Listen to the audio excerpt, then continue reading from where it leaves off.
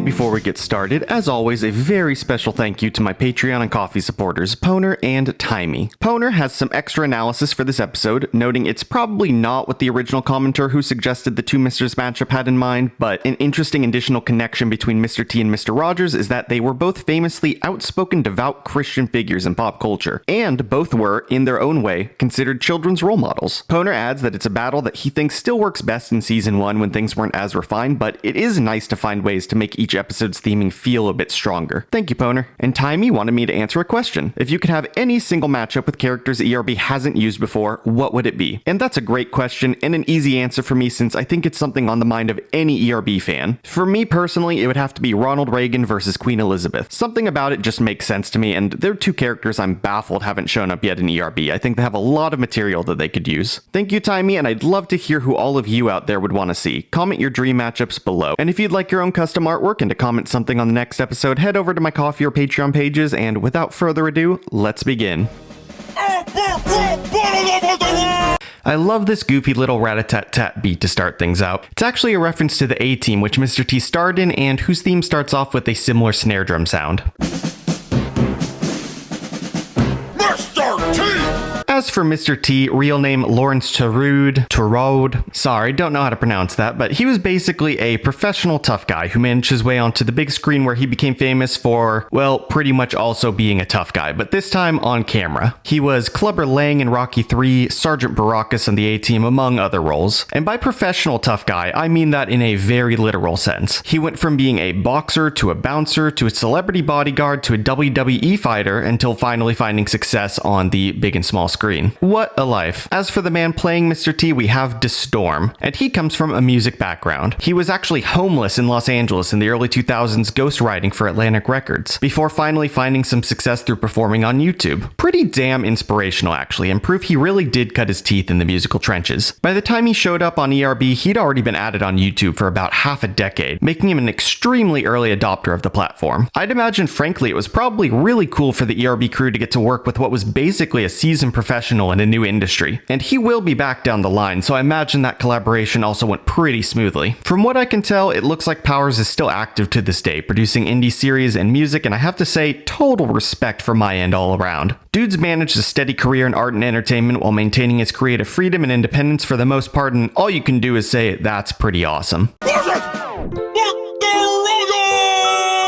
I will say this musical cutout with the record scratch to make way for this little PBS Kids xylophone chime is really funny. And a great touch also for Mr. Rogers, who Nice Peter's portraying here. Mr. Rogers, full name the Reverend Fred McFeely Rogers, was a TV personality most famous for his work in children's programming, notably his Mr. Rogers' Neighborhood series. He has an overall very wholesome image which the music is being used to highlight. I do appreciate that there is this element thematically to the battle of one of the most famous tough guys versus one of the most famous nice guys. Because let's be honest, Mr. versus Mr. on its own would be a pretty crap theme for a battle.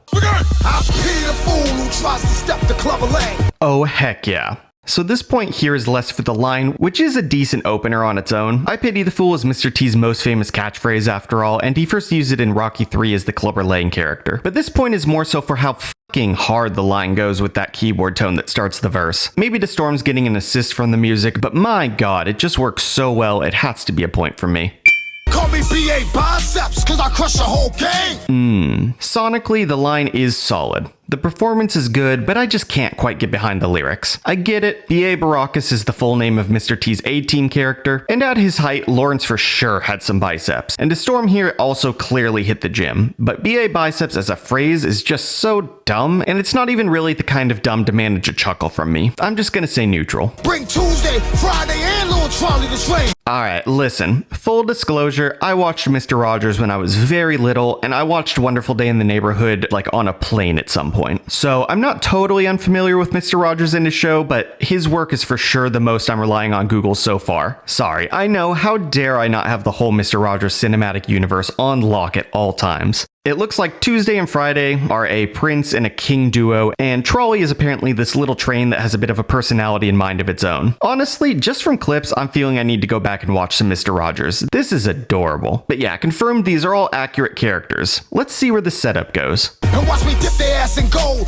and wear them like my neck chain, sucker. Sucka is another, I guess vocal tick is the best descriptor for it, that Mr. T is known for using. He was also quite famous for his large amount of gold necklaces. And I'm not the biggest on the random violence threats, but this one fits the character and is more an ironic destruction of property threat, and honestly, it just goes really hard too. All that to say, I like it. Here's a point.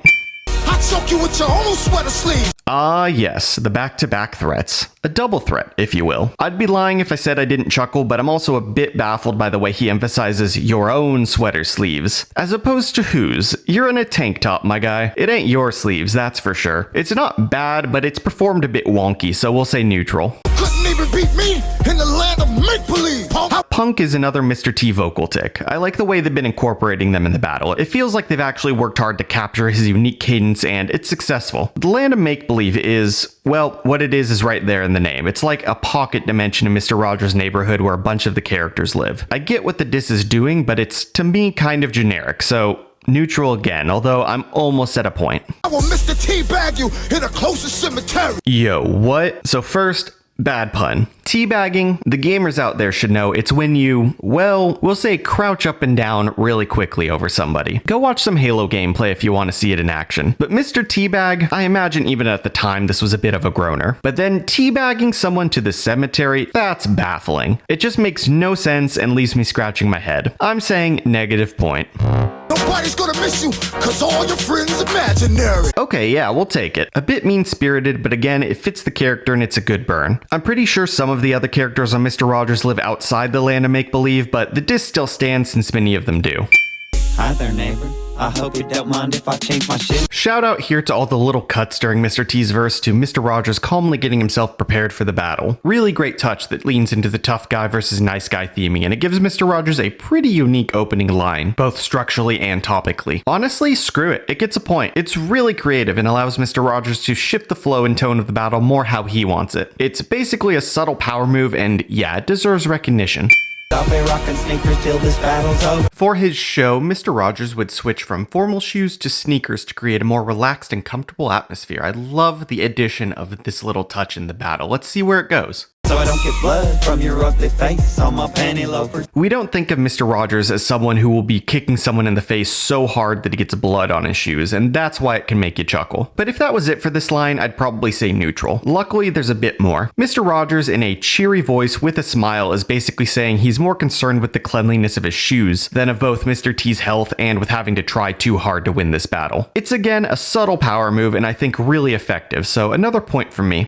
I like you just the way you are, 1 in a million. But it looks like the barber gave your head a Brazilian. Oh my god, destruction. I like you just the way you are was a phrase Mr. Rogers used on his show to reassure children. Very sweet. A Brazilian is, well, it's the classic bikini wax for women. Brilliant diss with relevant reference material, performed well. Rest in peace, Mr. T's barber who really caught strays on that one. And you know it's a 3. I pity your neck, Mr. Gold Chains, you got too many. Love it. We haven't had a decent response to a previous verse in a few episodes, and this is kind of riding that line to be honest, but I like it as a dismissal of Mr. T bragging about his drip earlier. And I looked it up and apparently Mr. T's necklaces weighed 40 pounds. So yeah, goddamn, I do pity his neck. That's wild. And also the breakdancing is the cherry on top. Point here. The only gold I keep is on the shelf in Miami. Yeah, got him. Nailed the humble brag. He's saying, sure, you've got nice flamboyant jewelry, but I don't need all that to see massive success. And it is factually backed up. Another point for Rogers. I teach a whole world full of children, I can tell. You call yourself T because you're too dumb to spell. It may be a bit hypocritical here to give a 3, since my botching of Mr. T's name earlier proves it was probably less him being too dumb to spell and more Americans being too dumb to spell that prompted the stage name, but it's still a really sick burn and a mic drop for sure, and I'm feeling big points. Who you call a dumb fool? Mr. T only needs 1 letter. Boof. I mean, yeah, that pretty much cements the previous 3 for me. Mr. T's trying to play it off, but even the character seems rattled here as he tries to backtrack the diss against him. Don't know if it was a conscious choice by Storm or not, but I think it adds to the battle even if it doesn't add to Mr. T's points. Hello? It's for you. Bill Cosby wants his sweater. Oh wow, that's aged weird and bad. Although that's, say it with me, society's fault, man. At the time, it's just kind of taking that 90s joke format and making a TV reference, so nothing special and neutral in that context, and I'm quickly moving past it because modern context, it's a bad time. You're a 40-year-old version in a dopey-ass house. Nah, again, I don't know if it's a purposeful writing choice or not, but it almost feels like Mr. T is getting desperate in the second verse, like Mr. Rogers really got under his skin. It makes me really enjoy the battle, but sadly doesn't help make this 40-year-old virgin movie reference land. And Mr. Rogers was very married and very a dad and very not 40 when he was most famous in the 80s and 90s. I'm saying negative point because it really doesn't work at all. I get Hannibal, Murdoch, hand-face to stomp you out. Yeah, like I said, he's getting desperate. He's calling in backup from the A-team to defeat an old man. Mr. T is scared of Mr. Rogers right now. Only explanation. The only pussycat you ever seen is on Henrietta, sucker. Oh boy, it's just getting sad. Making a second bad virgin joke to a married dad and reusing sucka? I almost feel bad for the guy. He's drowning out there. Ever since the illiteracy allegations, Mr. T hasn't been the same. And your Mr. McFeely delivers a lot more than letters. Oh, Lawrence, you can do so much better than lame gay jokes. Wow, this verse came so far undone. So before you come to battle with your PBS crap, how about I call up CPS about them kids on your lap, fool? Other family-friendly show people, you could maybe get away with this line, but Mr. Rogers was simply too good for something like this to work. It's in too bad of taste and doesn't land. One last negative point to cap off a horrendous verse that does feel like Mr. T spiraled completely out of control. Watch what you say. Kids love me more than lunch. I'm not the one with my face on some whack-ass Captain Crunch. I'd say the line's missing a but to connect the ideas properly. You know, kids love me, but I'm not the one with my face on a dumb cereal box. Which, yeah, Mr. T cereal is a product that existed somehow for almost a decade, and which was pretty much just T-shaped Captain Crunch. I wish it said fortified with T vitamins. Huge miss there. Anyway, good diss and rebuttal despite the slight grammar tweak. I'll give it a point. When my plan comes together, you won't even see it come.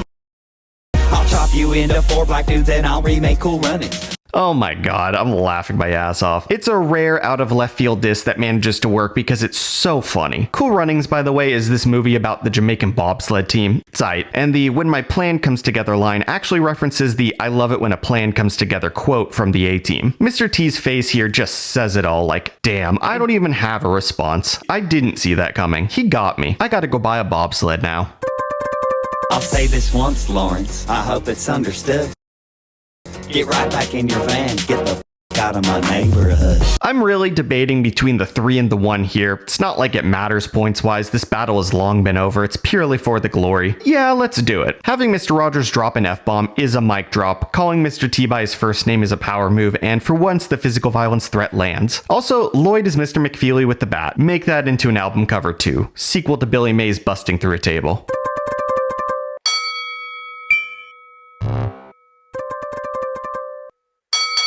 It kind of started getting sad there by the end. There hasn't been another battle so far where you get that feeling of, stop, he's already dead. Not even Easter Bunny Khan felt like this brutal of a smackdown. And I said on that one I'd be surprised if there was a more lopsided battle, but here we are, and yeah, color me surprised. But this all does bring up another, more important question. Is Mr. Rogers the season 1 GOAT? He just might be. Score-wise, he certainly is. I mean, 17 in season 1, where often we're hovering around 0, is just insanity. This battle really caught me off guard. Yeah, Mr. T's second verse sucks, but that almost adds to the package for me, and I think as an entire battle, this is pretty incredible, especially for a battle that flew under my radar. I've never really thought about this one or as Mr. Rogers being top tier, but after coming back to it, I'll be reevaluating because this was great. Visually and thematically, it all works, and this beat may be my favorite so far. Really funny how this one followed the Shakespeare Seuss battle, which I remembered being amazing, but which fell far short of my expectations. That's why I love doing this show, getting to re-experience these battles with as fresh eyes as possible, to seek out strange new raps in a new world. That is the long-term mission of the WW Kid channel, to boldly go where no one has gone before. Like, subscribe, live long and prosper, and I'll catch you next time.